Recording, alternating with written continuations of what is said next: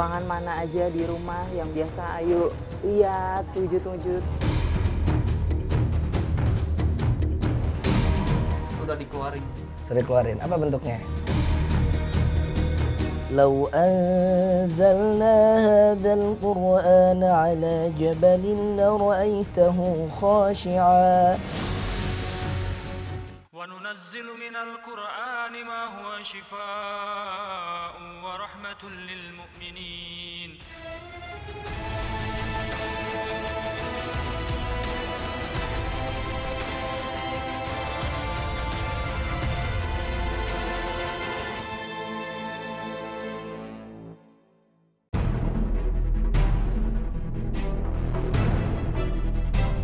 Pemirsa Rukia, saat ini saya sudah bersama Sri Ayu. Menurut Sri Ayu, dari sejak usia dini dia sudah mempunyai teman berwujud makhluk gaib.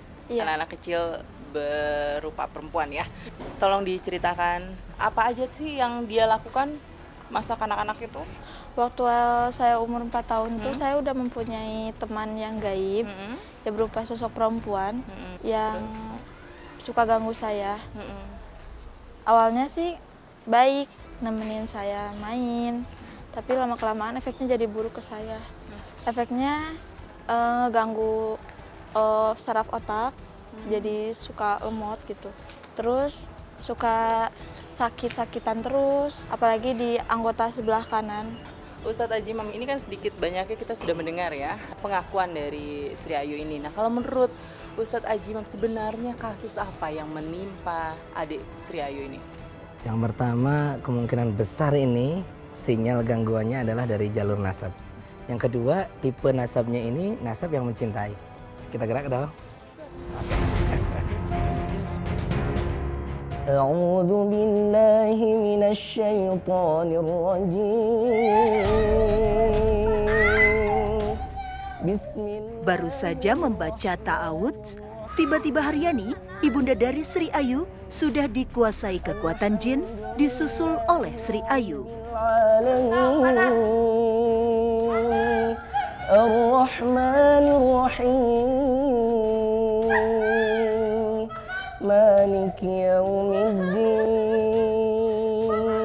Iyyaka na'budu wa iyyaka nasta'in, Ihdinas siratal mustaqim, siratal ladzina an'amta 'alaihim, ghairil maghdubi 'alaihim waladdallin.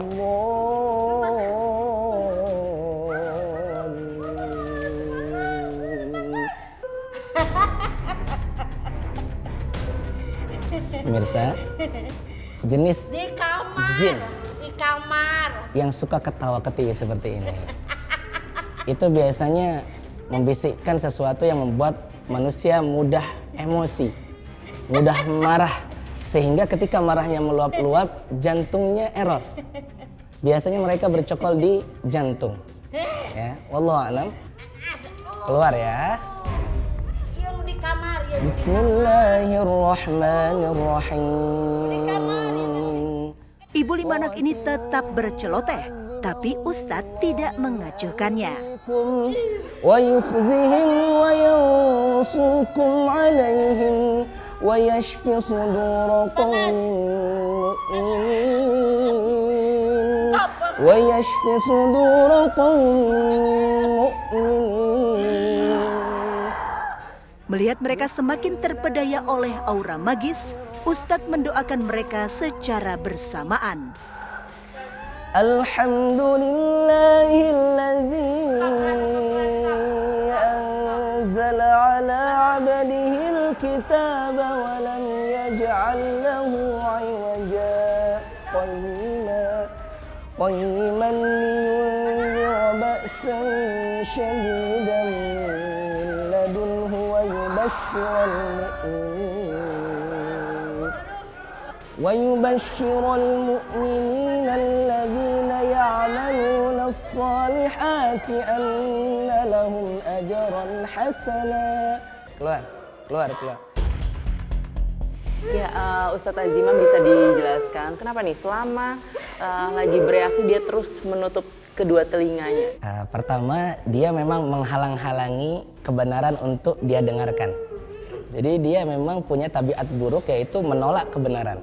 Itu yang pertama.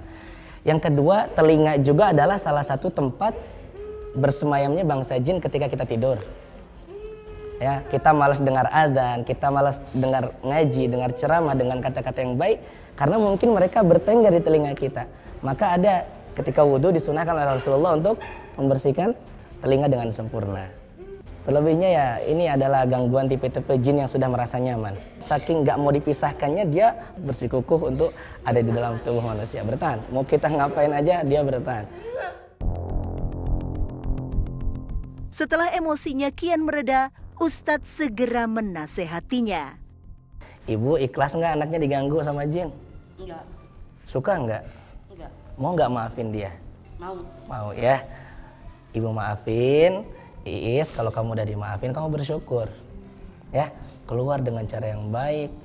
Insya Allah Allah kirimkan kepada kamu pengganti-pengganti dari Ayu ya, yang lebih baik. Oke Mbak Indah, tolong digosok di pangkal hidungnya sampai atas, pelan-pelan ke atas. Di sela-sela terapi, Ustadz meminta saya mengelus-elus kening Sri Ayu dengan lembut. Qul a'udzu birabbin. Nah, teknik ini nih berguna sekali untuk menenangkan jiwanya.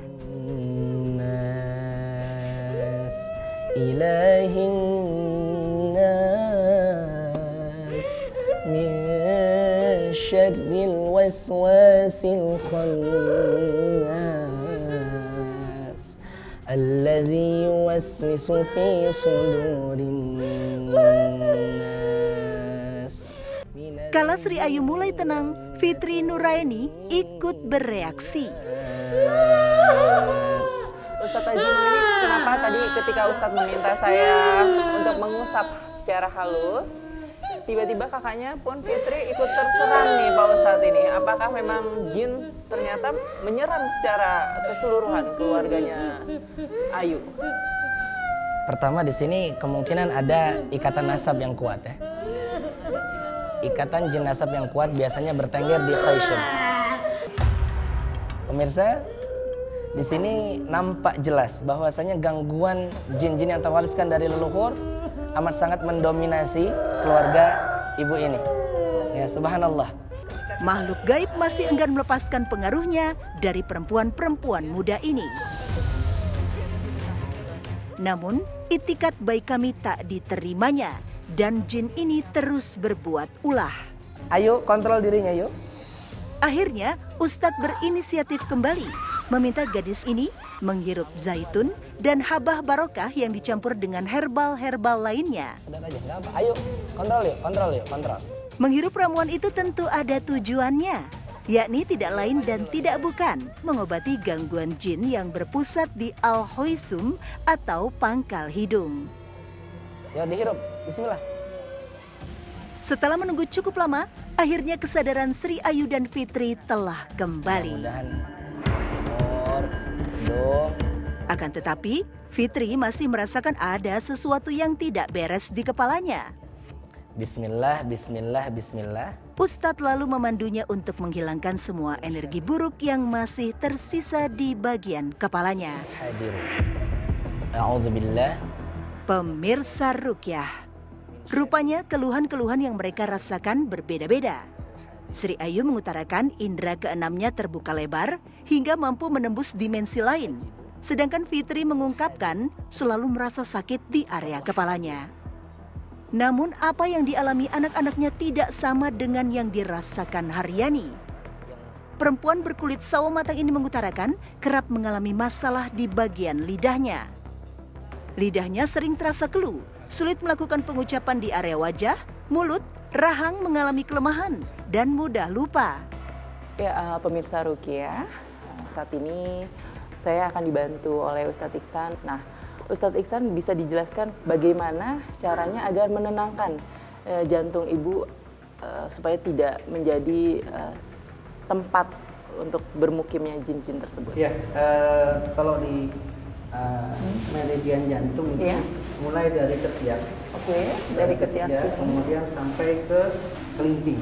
Titik-titik untuk penenangan jantung dan untuk jantung saya kasih ini di daerah ini. Oke. Dan kemudian ibu agak ditekan. Nah, ketika dibuka, buka sedikit tuh. Nah, ini. Caranya bagaimana agar menenangkannya? Dipijat. Tidak perlu pakai tenaga? Tidak perlu pakai tenaga. Dipijat seperti itu. Gini aja ya? Iya. Oke, gini aja ya. Pijat, tangan, gitu. Dan kemudian di sebelah sini juga sama, dipijat. Oke, sini juga ya? Ya, Oke. gitu. Ibu bagaimana setelah ibu terapi sendiri tangannya? Yang dirasa Lebih bagaimana? tenang. Ya, langsung ya, tenangnya. Alhamdulillah. Karena itulah Ustadz mengambil keputusan untuk meruqyah rumahnya yang terletak di Kecamatan Cicendo, Bandung, Jawa Barat. Ya, yuk bisa tunjukkan ruangan mana aja di rumah yang biasa ayo lihat. Keanehan demi keanehan sering terjadi di rumahnya, terutama di kamar tidur Sri Ayu. Fitri mengungkapkan, jika semua kegundahan yang dialami Sri Ayu sehari-hari seakan hilang tak berbekas setelah memeluk erat guling yang tersimpan rapih di kasurnya. Langkah selanjutnya ialah Ustadz membuat air ruqyah dicampur dengan bubuk bidara untuk disiram ke area sekitar rumah.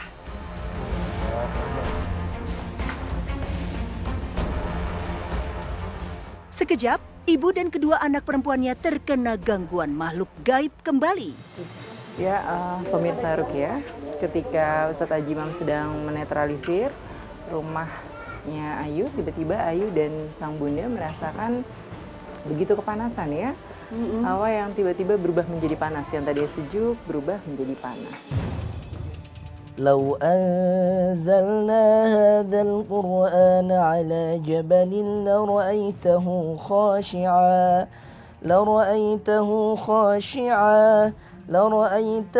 خاشعا متصدعا من خشية الله. Tak lama kemudian, keluarga Haryani sudah merasakan ketenangan. Tak ada lagi gangguan aneh yang mereka rasakan seperti sebelumnya lagi. Alhamdulillah. Sudah kita saksikan tadi, pemirsa Ruqyah sekalian, bagaimana tipu daya bangsa jin mengelabui manusia.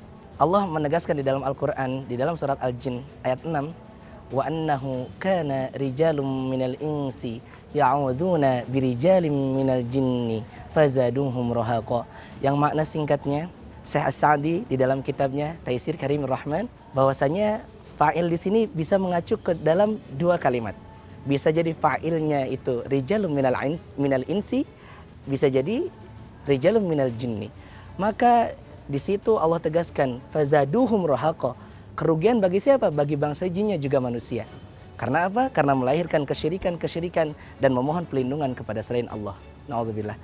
Lalu yang kedua, perbaikilah wudunya sesuai yang diajarkan Rasulullah SAW. Mengapa? Karena di balik sunnah, di balik sesuatu yang diwajibkan, itu semuanya mengandung keberkahan-keberkahan yang mungkin kita tidak tahu sebesar apa keberkahan itu. Maka perbaiki wudunya supaya apa? Supaya salatnya bisa lebih khusyuk.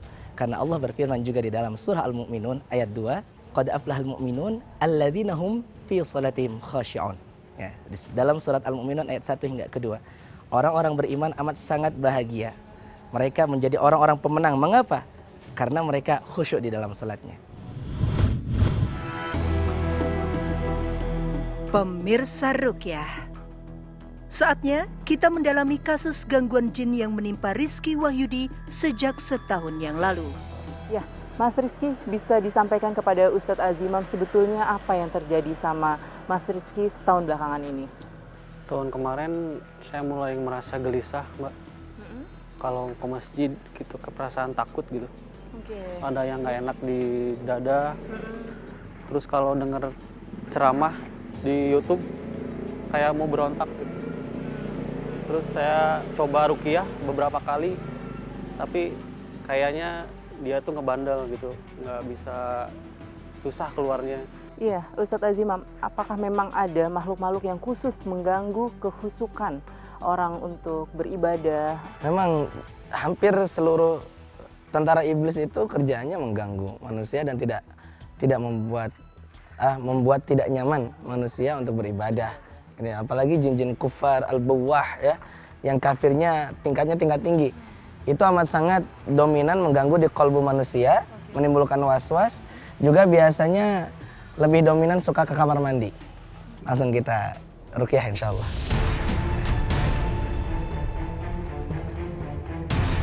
Wa'alika bi kalimatillahi tammati allati la yujawizuhunna barrun wala fajir min syarri ma khalaqa wa dzara'a wa bara'a. Sesudah menggenggam informasi, Ustadz Aziman langsung melakukan terapi.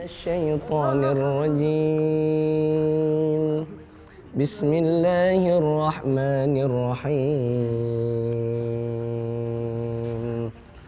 Alhamdulillahi rabbil alamin. Ar-Rahmanir-Rahim. Maliki yaumiddin. Iyyaka na'budu wa iyyaka nasta'in. Ihdinas siratal mustaqim.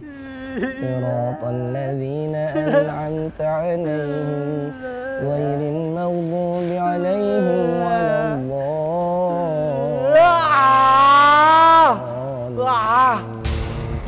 Bersyukur setelah berjuang menolak semua pengaruh buruk yang disebabkan oleh makhluk gaib, ingatan lelaki kelahiran tahun 1986 ini pulih. Pemirsa, tadi kita saksikan ya, Kang Rizky ini reaksinya aneh-aneh ya. Sungguh itu semua adalah tipu daya syaitan ya. Dan Allah sudah menegaskan di Al-Quran, inna kaida syaitan kana dha'ifa. Yang maknanya sungguh tipu daya syaitan amat sangat lemah. Maka jangan dihiraukan. Coba kita fokus, mohon kesembuhan, juga hidayah untuk kita semua. Ya, pemirsa Ruqyah, saat ini saya bersama Mas Rizky juga Ustadz Azimam sudah berada di rumah Mas Rizky. Nah, saatnya kita menyusuri setiap ruangan-ruangan yang diyakini sudah terikat oleh kekuatan makhluk gaib. Di mana aja Mas Rizky bisa ditunjukkan? Anak ketiga dari 3 bersaudara ini mengaku sering bermimpi buruk dan sering terbalut perasaan negatif. Hal ini membuat Ustadz Aziman memutuskan untuk mendoakan Rizky di tempat tinggalnya yang berada di Jalan Terusan Cikampek Raya, Antapani, Bandung. Alhamdulillah. Apa yang dirasakan selama Kang Rizky tinggal di sini? Kalau ini kamar saya, kalau saya tidur suka ada kayak urep-urep gitu bahasa Sundanya, apa? Ya, ketindihan. suka ketindihan. Tapi di sini Mas pernah ditanam sesuatu atau Mas pernah menyimpan pemberian dari orang-orang yang dianggap Mas pintar? Kalau ditanam sih enggak sih ya. Kalau untuk dirajah, ditempel dinding pernah gitu. Kini, sampailah kita pada tahapan membuat air ruqyah. Bismillahirrahmanirrahim. Idza zulzilatil ardu zilzalaha. Di dalam dunia ruqyah, air juga berperan penting untuk membantu proses penyembuhan, baik diminum, dimandikan, disiramkan, supaya bisa menghancurkan buhul-buhul sihir yang ada di sekitar rumah. Tuhaddithu akhbaraha bi anna rabbaka awhalaha. يومئذ يصدر الناس أشتاتا ليروا أعمالهم فمن يعمل مثقال ذرة خيرا يره ومن يعمل مثقال ذرة شرا يره. Setelah air tersebut diruqyah, sekarang Ustadz menyiramkan air tersebut ke titik-titik di sekitar tempat tinggal keluarga Rizky. Diawali di area depan rumahnya. Konon di titik ini pernah ditanam sesuatu untuk tujuan tertentu. Terus di mana lagi? Ada yang naburin gitu orang di situ, nggak tahu apa gitu. Terus kakak saya di balik jendela kan nggak kelihatan. Berarti menyaksikan ya, kalau ada orang yang lagi menaburkan. Di balik jendela. Ya. Ya. Berikutnya, giliran dalam rumahnya yang Ustadz siramkan air ruqyah. Ini yang saya mimpi, di sini ada sesuatu. Di dalam mimpi ada saya. Mimpi apa di dalam mimpi itu? Waktu kecil sih, tapi masih ingat sampai sekarang gitu. Apa itu? Kayak gerabah dari emas gitu, tapi dalam mimpi aja. Saya Saya coba tapi beton susah. Oh gitu, nggak apa, dibuka aja. Subhanallah. Oh ini pernah dibongkar? Pernah dibongkar, cuman bawahnya kayak Oh beton. gitu, baik. Subhanallah. Ya kita husnudzon. Ya kita tidak meyakini mimpi itu, tapi ini adalah tidak dilarang juga kita waspada terhadap hal buruk. Bismillahirrahmanirrahim. Ya, berarti memang ada jin yang bisa ya menunjukkan sesuatu di titik-titik tertentu ya Pak Ustadz ya? Biasanya jin nasab itu, jin yang terwariskan dari leluhur, atau jin yang pernah katakanlah ada ikatan dengan keluarga beliau. Ya Allah alam, memang ada yang seperti itu.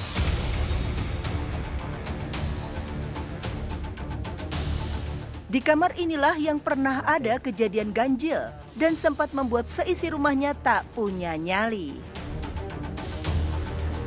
Seperti tempat-tempat sebelumnya, kamar ini pun disiramkan air ruqyah.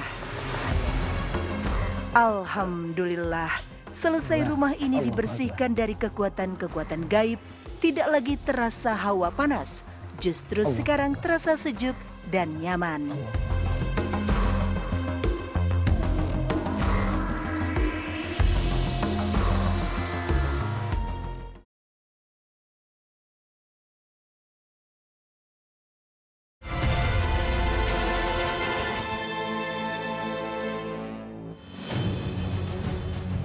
Ya, Mas Rizky, semua tahapan terapi ruqyah sudah tuntas nih.